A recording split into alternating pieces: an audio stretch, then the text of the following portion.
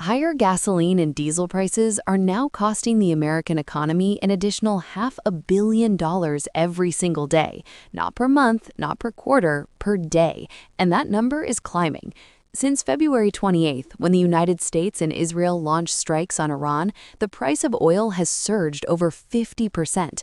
The Strait of Hormuz, a 21-mile-wide channel that carries one-fifth of the world's crude oil and natural gas, has been effectively shut down for the first time in history. Brent crude is trading above $110 a barrel. Just 3 weeks ago, it was $70.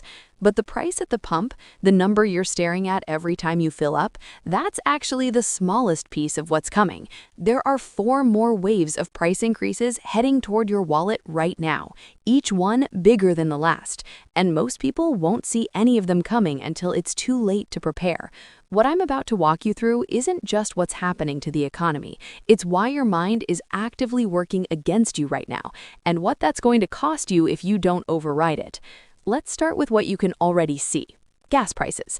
The national average has jumped from under $3 a gallon to $3.70. In California, drivers are paying over $5.30. And diesel, the fuel that powers the 18-wheelers that deliver literally everything you buy, has surged 36% to nearly $5.10 a gallon.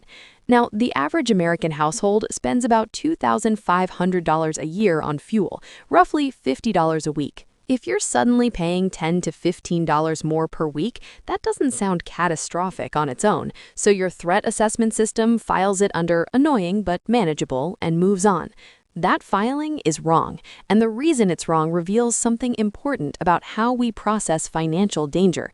Psychologists use a concept called mental accounting to describe the way we unconsciously separate our money into invisible buckets: gas, groceries, entertainment, savings. When one bucket suddenly overflows, we don't sit down and calmly redistribute. We emotionally react. We slash whatever feels optional. Dining out disappears. The gym membership gets canceled. That trip you were planning evaporates. The investment contribution you told yourself you'd increase this year quietly stays where it is. The chief economist at the National Retail Federation confirmed exactly this pattern.